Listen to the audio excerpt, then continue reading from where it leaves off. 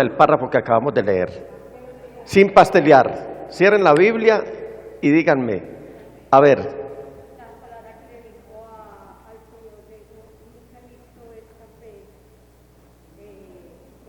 en Israel, es decir, en los domésticos, en los que deberían tener la fe, en los que por trascendencia, por historia, por ascendencia, han visto las obras maravillosas de Dios. Y él dice, ¿cómo es posible que un centurión? ¿Quién era un centurión? Era un hombre de cierta representatividad al servicio del Imperio Romano. Ellos no eran judíos, los centuriones no eran judíos.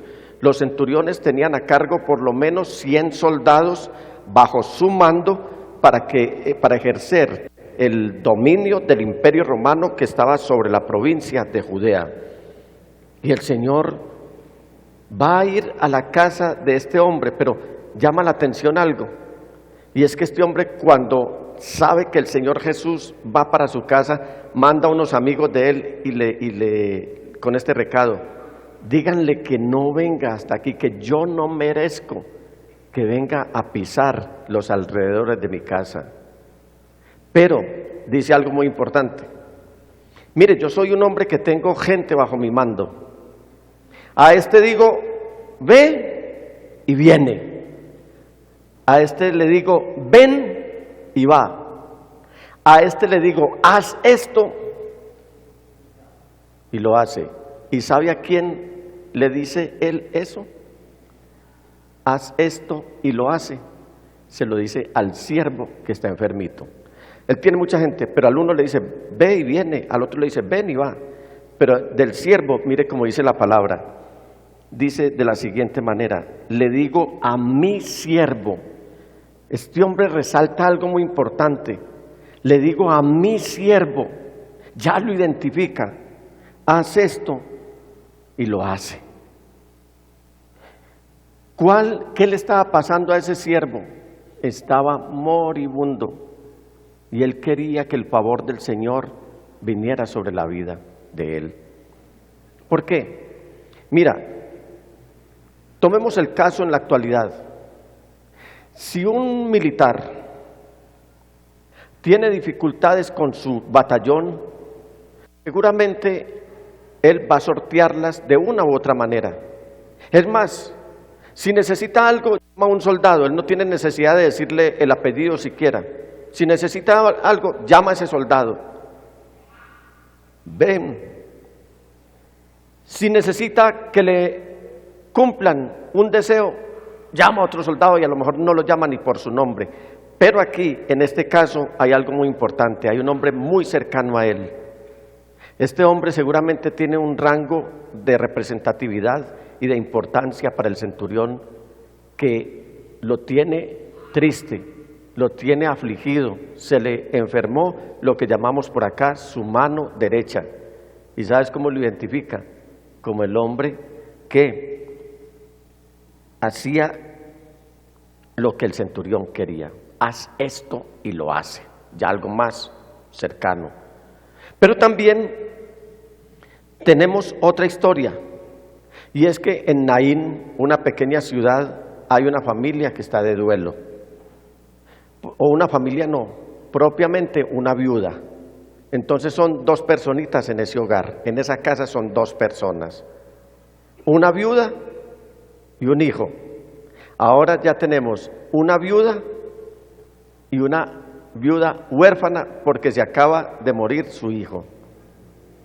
El Señor, cuando ve semejante desfile y a esta mujer llorando porque ha perdido la única persona cercana a él, entonces manda detener el cortejo fúnebre y le dice, lo primero que le dice a la mujer, a la viuda, es: no llores. Difícil eso, decirle uno a una mamá que se ha quedado sola de que no llore. Sin embargo, al muchacho le dice: levántate. Y se levanta el muchacho, lo resucita. En ambos casos, en ambas familias, en la del centurión y en la de la viuda, hay problemas de aflicción, pero el Señor Jesús se va a glorificar y de hecho se glorificó. Así que si usted tiene una aflicción en esta mañana, Si usted reconoce que Jesús es el Señor y Dios, seguramente Él va a ser el consuelo en medio de su aflicción. Todo esto está pasando, pero hay alguien que quiere saber todo esto que le está llegando a sus oídos. Y el tema que les quiero presentar hoy lo he llamado Cuéntamelo todo. ¿Ha notado usted que hay personas que quieren saberlo todo? El que todo lo pregunta, diga conmigo, el que todo lo pregunta, todo lo quiere saber, porque todo lo quiere contar. No son escasas las personas así. Quieren saber más allá de lo que realmente han oído. Y uno podría decir que en el contexto, gracias mija, de nuestra sociedad, el tema del chisme es algo que atrae. No hablo del chisme ese que enreda y que deja con una mala reputación a las personas, sino el chisme. De hecho, los que son medio contemporáneos míos se pueden dar cuenta que en los noticieros de televisión nunca había la sección de farándula, no la había. Pero de un tiempo hacia acá hay una sección de farándula porque los medios de comunicación detectaron esto en medio de las gentes, y es que les gusta saber todo. Y hablan del cantante fulano de tal, hablan del periodista fulano de tal, hablan del empresario fulano de tal, de la actriz fulana de tal, y la gente es con el ojo abierto y con los oídos despiertos para después de ahí empezar a hacer los respectivos comentarios. Cuando surge algún chisme, entre comillas, tenemos personas especializadas en decirle, ay, a la otra persona, querida, si es cierto que esto sucedió, imagínate cómo te parece que sí. Esto pues tomando el caso de las mujeres, que son más comunicativas. ¿O usted cree que cuáles fueron las primeras en darse cuenta en que Jesús había resucitado? Una mujer. Y ella fue la que salió a la carrera a contar. Porque es que el hombre chismoso sí es muy feo. El hombre debería ser más comunicativo del mensaje de la palabra de Dios. Pero la mujer hace la labor conjunta. Predica, pero también, y entonces llega la otra, préstame 2 sillitas y alguien que me quiera servir de 2 personas, o una pues, yo hago la otra parte. A ver pues, hermana Luceli, venga a ver. Ella ya me comentó un chisme, pero yo me quedé como empezado. Entonces llego, tintico, cigarrillo no. Me siento, ay, ¿cómo así, hermana Luceli, que eso fue así? No, espérate a ver, pero entonces contámelo todo, pero con pelos y señales. No vas a omitir detalle, porque esto está supremamente interesante. Mira el micrófono. Sí. Gracias.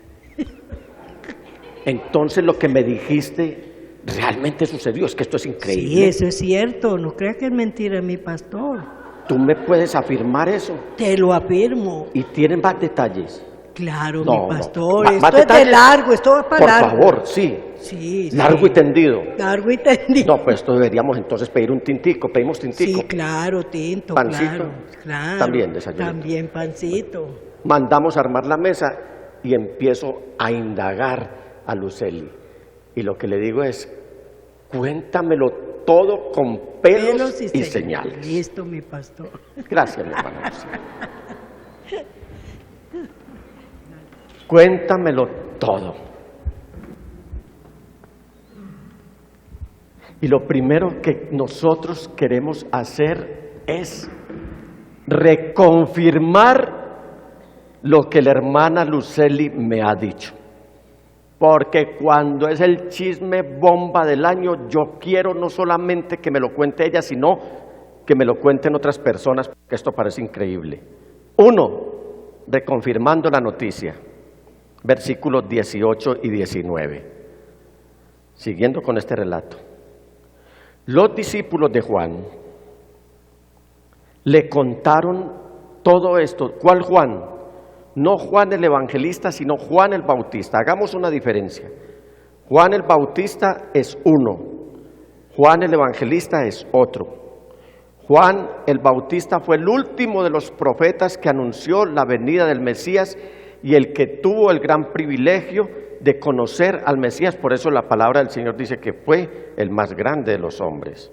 El mismo Señor lo dice. Podríamos ver a Juan en el curso de la historia, cuando estaba en el río Jordán, con un pie en el Antiguo Testamento y con el otro pie en el Nuevo Testamento, con el Cordero aquí al frente y una paloma encima a manera de símbolo del Espíritu Santo. ¿Ustedes pueden figurarse eso? La grandeza de Juan, ¿pueden figurársela? Con un pie en el Antiguo Testamento, con un pie en el Nuevo, con el Cordero, con el cumplimiento de lo que se estaba diciendo en el Cordero de Dios y el Espíritu Santo confirmando: este es mi Hijo amado, en él tengo mi complacencia. Ese es Juan el Bautista. Juan el Evangelista es aquel que escribió los libros de Juan el Evangelio, primera, segunda y tercera epístola y el libro de Apocalipsis. Entonces aquí este Juan es el Bautista. ¿Cómo? Familiar además del Señor. Entonces los discípulos de Juan le contaron todo esto. ¿Qué es todo esto? Yo me imagino a Juan diciéndoles: cuéntenme. Y ellos contándole esto de la fe del centurión, contándole la resurrección del hijo de la viuda de Naín y contándole los actos del Señor. Juan estaba preso. Juan ya estaba pagando el precio de haber anunciado al Mesías. Juan era el Elías que había de venir. Entonces, él llamó a dos de ellos. Después de que sus discípulos le contaron todo, escogió a dos.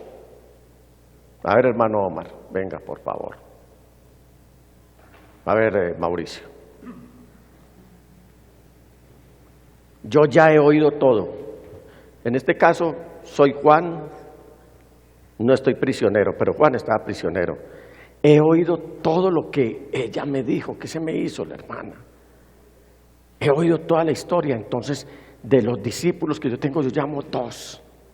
Y les voy a decir lo siguiente: vayan a preguntarle al Señor Jesús: ¿eres tú el que ha de venir o debemos esperar a otro?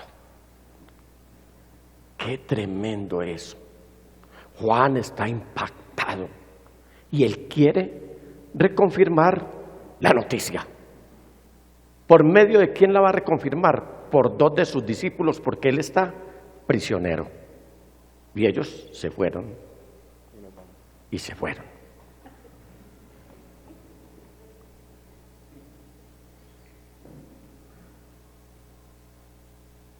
Yo creo que nosotros, como iglesia, debemos tener algo cierto. Después de que han pasado más de 2000 años de estos acontecimientos, debemos tener algo muy claro, de que no debemos esperar a otro distinto, sino al Señor Jesús. Él es el verdadero Dios y la vida eterna. Alabado sea el Señor. Es probable que Juan el Bautista tuviera dudas, porque el Señor Jesús no estaba utilizando esa fuerza sobrenatural, no estaba utilizando ese poder que seguramente Juan tendría como señal de que el Mesías vendría, pero vendría a libertar al pueblo de Israel del yugo romano, pero vendría con un ejército poderoso, con fuerza sobrenatural, avasallante. Seguramente él estaba esperando a un Mesías así. No esperaba verlo hablando con un centurión romano, mismo, o por lo menos el mismo sistema que lo tenía prisionero a él, a Juan. Él no esperaba eso. No esperaba verlo resucitando muertos. Él esperaba ver al Señor Jesús, es como lo esperaban todos los judíos, entre ellos las sectas más importantes. Las sectas más importantes eran los esenios, los fariseos, los saduceos, los herodianos, los celotes y otros más. Todos estaban esperando un Mesías que viniera a libertarlos, pero con ejército y con fuerza. Entonces, cuando Juan el Bautista ve al Mesías haciendo este tipo de acciones, permítanme la redundancia, él seguramente tuvo sus dudas. Sin embargo, a diferencia de los escépticos que hoy pululan, hoy sobreabundan, hoy el escepticismo está apoderado de la humanidad, Juan, a diferencia de todos ellos, era lo suficientemente francote, lo suficientemente sincero para admitir sus dudas y buscar una respuesta.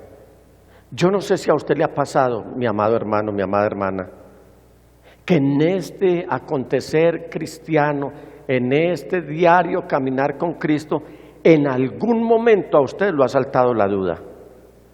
Seamos sinceros, ¿los ha asaltado la duda sobre Dios, sí o no? Hay momentos en los que la duda asalta, la duda viene, ya sea porque le está pasando algo personal o porque Satanás, agitando demonios, viene a meterte en la cabeza de que todo lo que se escribe no es cierto, de que todo lo que se dice del Señor no es cierto. Es más, que tú vienes esperando un milagro durante mucho tiempo y horas enteras, y nada pasa. Corre o cabe la posibilidad de que dudes, pero vas a guardar esa duda, la vas a tener ahí para que nadie te vaya a juzgar, para que nadie te vaya a acusar, para que nadie se vaya a burlar de ti o para que nadie te vaya a echar de la iglesia. Suponte, uno como pastor, ¿qué diría si viene una persona en esta mañana? Nos ha pasado, pastor, personas que dicen: yo estoy dudando realmente de la existencia de Dios, pero muy pocos son tan osados como para hacerlo. Unos se reprimen y guardan todo esto y no lo dicen. Pero Juan sí era franco, Juan era sincero y él no se reprimió, sino que él manda a reconfirmar esta noticia. Entonces esos discípulos que él envió para reconfirmar todo eso que los otros discípulos habían venido a contarle, él los ha enviado con un único propósito: hacerle una pregunta. La pregunta. Cuando se acercaron a Jesús, ¿quiénes? Ya los dos que Juan había enviado, ellos le dijeron: Juan el Bautista. Él no dice: vea, por ahí andan diciendo, por ahí oímos un comentario, o por ahí como que creen o tienen esta duda. No, propiamente los discípulos dan unas instrucciones muy precisas. Y esa instrucción precisa es que lo primero que le van a decir al Señor Jesús es: Juan el Bautista. O sea, Juan le manda a decir: dígale que yo le mandé decir. No se pongan a simularlo, porque lo más probable es que si ustedes se ponen a simularlo, Él les va a decir: hipócritas, porque vienen a tentarme. Entonces esto tiene nombre propio. Juan el Bautista nos ha enviado a preguntarte: ¿eres tú el que ha de venir o debemos esperar a otro? Y él era el que lo estaba anunciando. Aún así, él lo quiere confirmar. Entonces, la pregunta es muy clara de parte de Juan el Bautista a través de los enviados: ¿eres tú el que ha de venir o debemos esperar a otro? ¿Y sabe qué hace el Señor Jesús? No hace, ni se deja descomponer, ni se desconcentra, ni empieza a dar respuestas o a sacar retóricas, a sacar cuentos, o a decirle: pero ¿cómo así? Ustedes como dudan de mí. Juan el Bautista, al que él le está anunciando, está dudando de mí. Él no se enoja, él no abre siquiera los labios, sino que lo primero con lo que él va a responder es con la evidencia. Mire cómo responde el Señor. No abre sus labios, pero dice, en ese momento, ¿en cuál momento?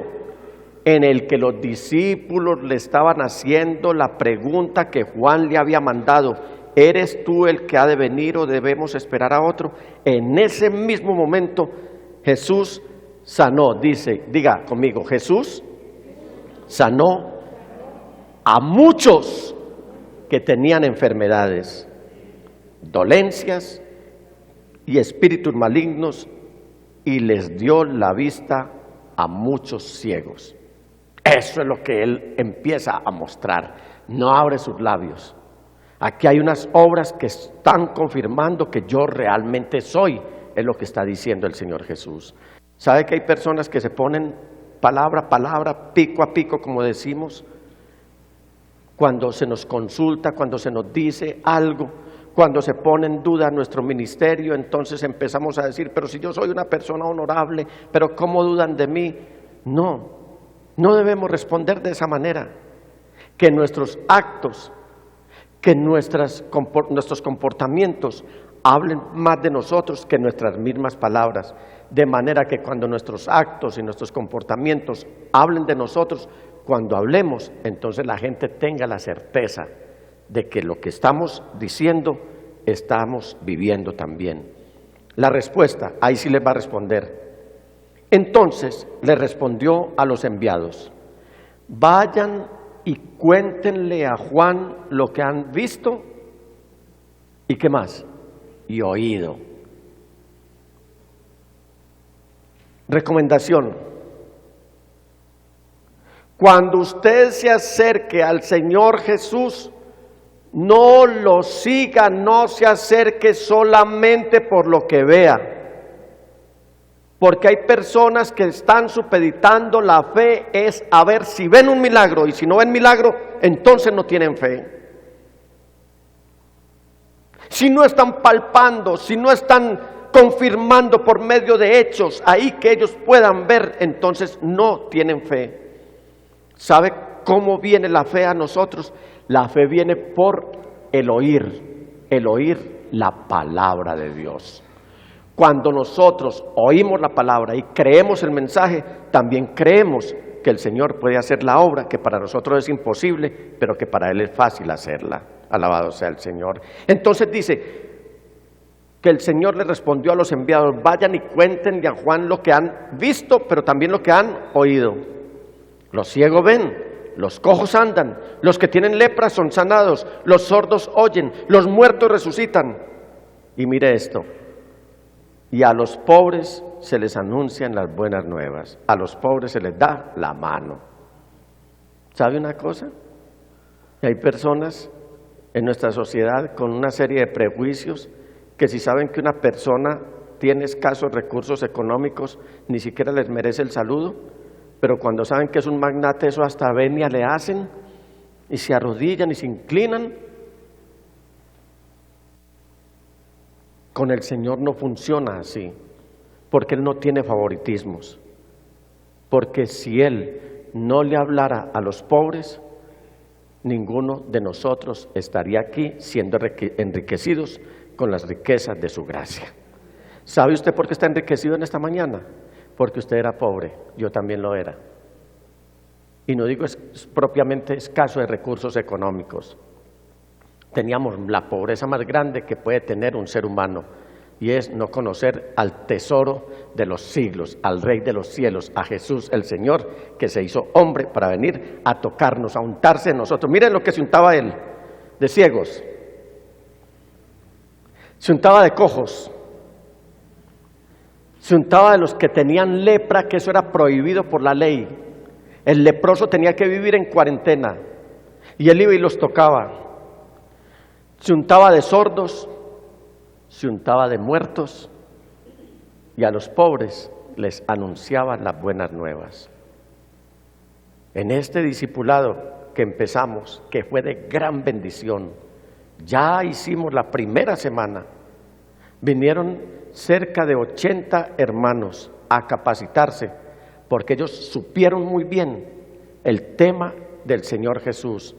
¿Qué es lo que quiere el Señor Jesús? Y es que ellos hicieran parte del equipo de colaboradores de confianza del Señor Jesús, que eso no es de poca monta. Ser miembro del equipo de confianza de colaboradores del Señor Jesús, eso no es de poca monta, eso no es de poca importancia. Si a usted lo llama el presidente a decirle, yo quiero que usted sea mi asesor, yo quiero que usted sea mi consejero de confianza, seguramente usted se va a estremecer. Esta semana me acaban de ofrecer un cargo a nivel internacional. Lo que le estoy diciendo es verdad, un cargo a nivel internacional. Y yo no me creí eso, y lo sigo sin creer, porque me dijeron, usted es el hombre que necesitamos para estar moviendo en otros países enseñando la palabra de Dios. Pero es que yo a duras penas predico en la iglesia. A duras penas hablo.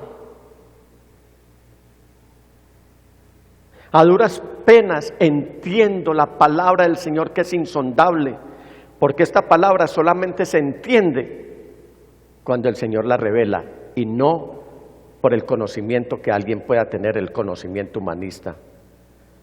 Entonces, mis amados hermanos, anunciar las buenas nuevas es el cargo de mayor prestigio que una persona pueda tener en el reino de los cielos.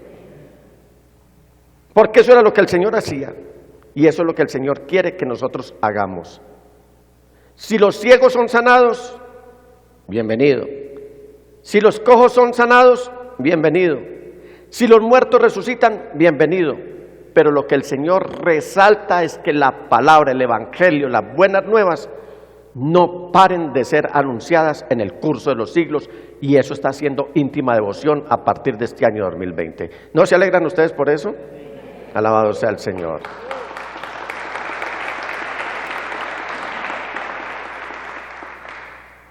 Entonces, cuando el Señor da esta respuesta, va a hablar de algo muy importante, y es la dicha que en nosotros produce la fe.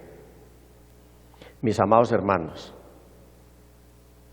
la columna vertebral de un cristiano, la esencia de un cristiano, la base de un cristiano, el soporte de un hijo de Dios es la fe, porque sin fe es imposible agradar a Dios.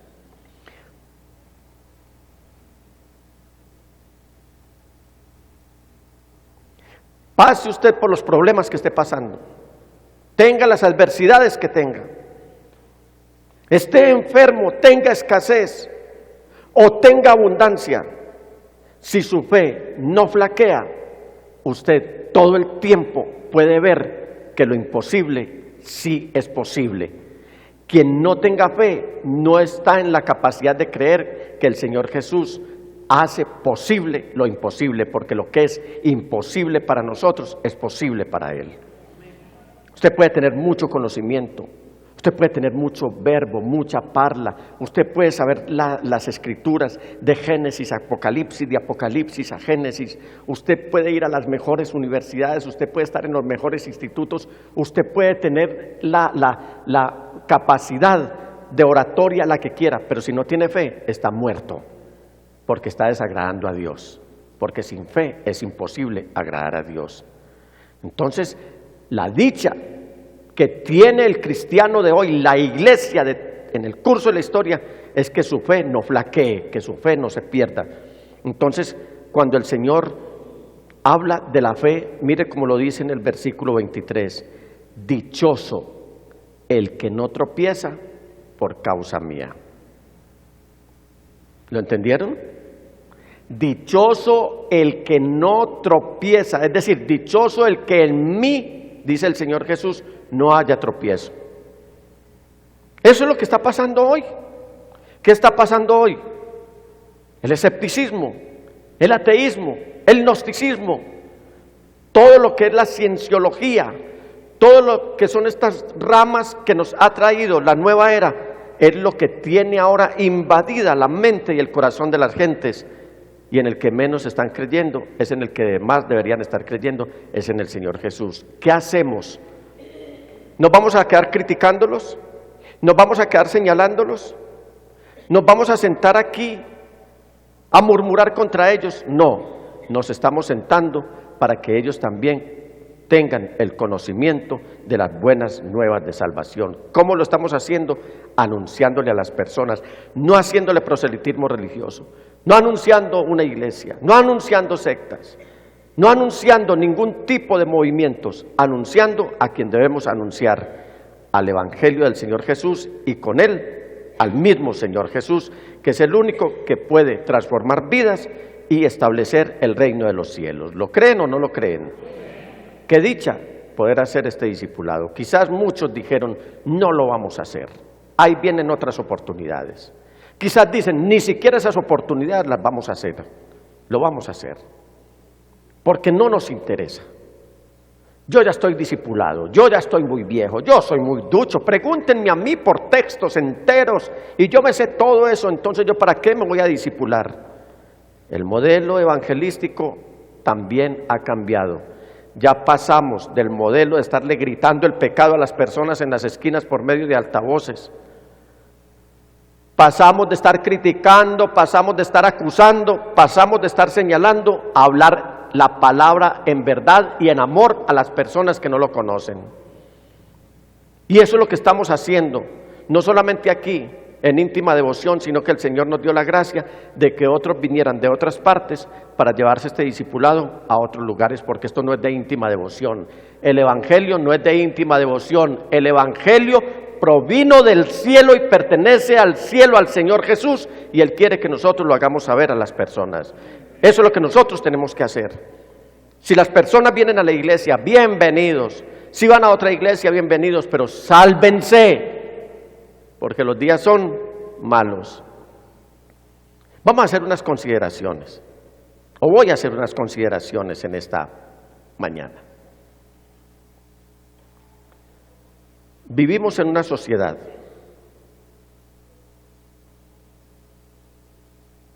Yo quisiera rogarles un poco de seriedad a algunos hermanos que están entretenidos. Estoy hablando de algo muy importante. Esta es la palabra de Dios. Esto no es un teatro. Esto no es un centro de espectáculos. Este es un templo que merece respeto, como merece el respeto del ministro y como merece el respeto del Señor también.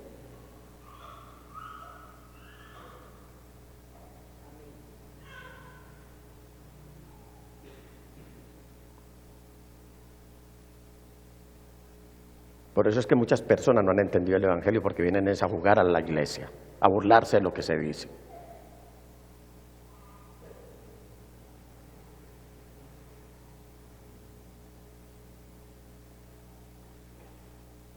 Y por eso es que estamos viviendo en una sociedad en la cual la fe o la convicción espiritual es considerada como ingenuidad en el mejor de los casos, y en el peor se ve como fanatismo. Nos ven como fanáticos. A usted de pronto le han dicho, usted es que es ingenuo, ¿cómo se le ocurre creer esas cosas? ¿Se va a volver fanático ahora?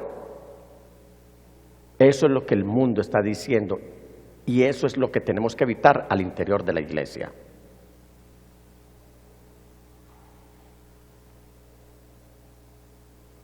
Si a usted el mundo le dice fanático, si a usted el mundo le dice ingenuo, si usted tiene convicción de qué es el Evangelio, quién es el Señor Jesucristo, eso le va a resbalar. Pero si usted tiene dudas, seguramente eso le va a afectar. Seguramente todos los hijos de Dios nos hemos visto desafiados en algún momento en cuanto a nuestra fe.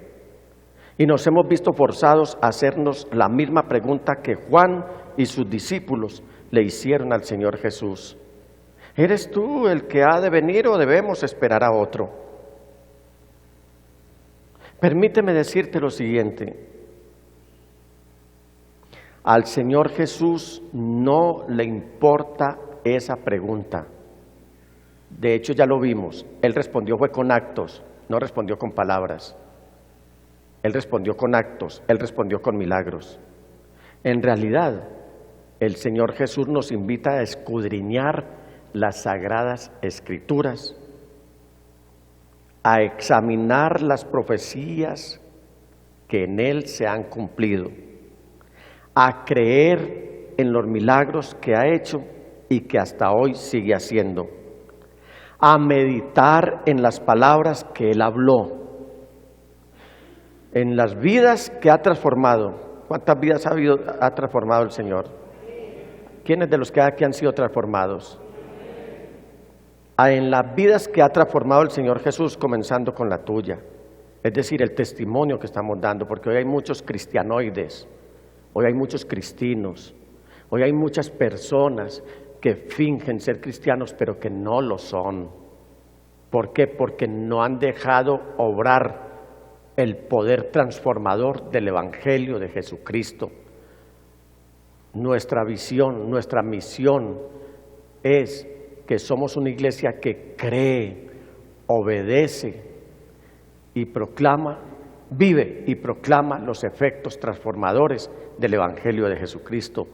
El que antes era, una vez recibido el precioso mensaje, la palabra del Señor, ya no lo vuelve a hacer. Pablo lo dice, y esto eran algunos de ustedes, él habla en pasado, esto eran algunos de ustedes. Aquí estamos llenos de personas, de gente que fue, pero que ya no es. Y esa es la esencia de la iglesia, esa es la esencia del cristianismo.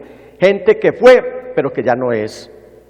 Mientras esto va pasando, acostumbrémonos a esperar en las promesas que el Señor nos ha hecho. ¿Cuántos han recibido promesas del Señor? ¿Cuántos han recibido promesas del Señor? ¿Se las ha cumplido? Y si no se las ha cumplido hasta ahora, ¿cree que se las va a cumplir? El Señor es fiel y verdadero. Mientras más cerca mires al Señor Jesús y más cerca estés de Él, más confiable y más glorioso lo verás.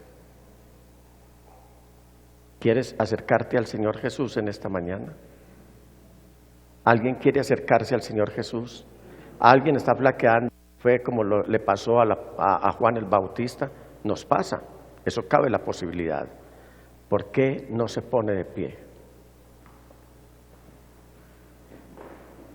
Empiece a decirle al Señor, Señor, perdóname porque en un momento dado yo he dudado de ti. Cuando estoy pasando por el mar de la incertidumbre, cuando las tormentas de las adversidades, de los fracasos llegan a mi vida. Perdóname, Señor, porque he dudado de ti. Hoy quiero mirarte de cerca, hoy quiero acercarme a tu palabra.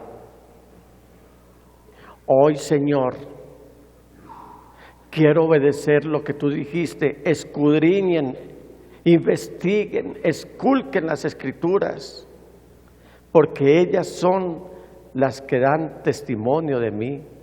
Al que cree en mí, como dice la Escritura, de su interior correrán ríos de agua viva, dice el Señor Jesús.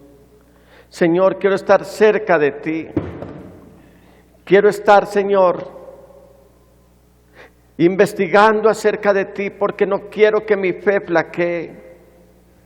Señor, quiero mirarte más y más de cerca, porque todos los días quiero, Señor, confesar y publicar de que tú eres el verdadero Dios, que eres Dios confiable, que eres Dios veraz, que eres Dios todopoderoso, que eres Dios glorioso.